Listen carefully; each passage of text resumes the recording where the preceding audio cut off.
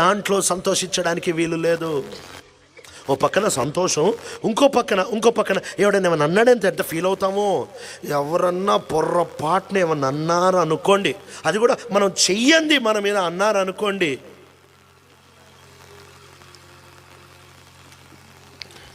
ఉపవాస ప్రార్థన స్టార్ట్ అయిపోద్ది. ఎవరన్నా గనక ఒక నింద, ఒక అవమానం, లేకపోతే నువ్వు చెయ్యండి, లేకపోతే నువ్వు చేసిందే ఏదో నిన్ను బాగా గుచ్చుకుని ఒక భయంకరమైన మాట అన్నారనుకోండి, ఇంటికెళ్ళి తలుపేసుకొని కోర్ని ఏడుస్తాం. నన్ను ఎట్లా అంటారు ప్రభువా, నువ్వు నన్ను చూడట్లేదా? Self pity.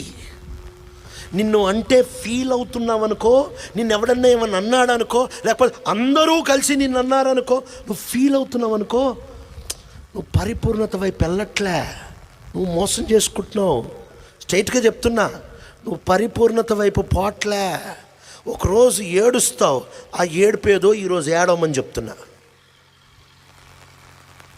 ఇక్కడ బాగున్నావు నువ్వు, ఆయన కనిపించినప్పుడు బొల్టా కొడుతుంది మొత్తం కథ.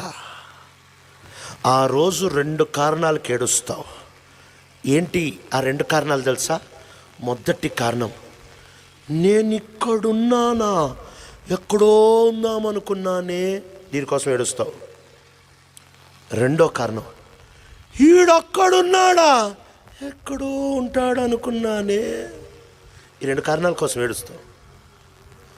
ధనవంతుడు పాతాళానికి వెళ్ళాడు, 2 ఏడుపులు ఏడుస్తున్నాడు. ఒకటి, నేను ఇక్కడున్నానా. 2, లాజరు అక్కడున్నాడా, లేక మా సహోదరులు కూడా ఇక్కడికి వస్తారు, వద్దు. సెల్ఫ్ పిటీ, నీ మీద నీకు జాలేస్తుంది కదా, అది ఒక చాలా తెలివిగా ప్రవర్తించే గర్వం అని గుర్తుపెట్టుకో. Self pity is a very subtle kind of pride. నీ మీద నీకు జాలి, ఎవరైనా ఏమన్నా అంటే జాలి, ఏదన్నా జరగకపోతే జాలి, నీ మీద నీకే జాలి.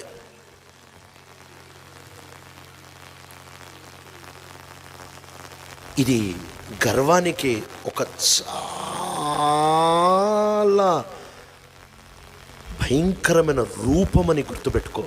నీ మీద నువ్వు జాలి పడుతున్నావంటే నీకు అసలు యేసుప్రభు ఎవరో తెలియదు, నువ్వు ఆయనతో నడవట్లే.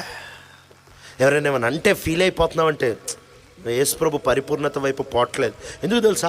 ఎవరైనా ఏమైనా అన్నారు అనుకో, యేసయ్య వైపు చూస్తూ ఉంటే ఆయన గురించి రాయబడిన మాట ఏంటి తెలుసా?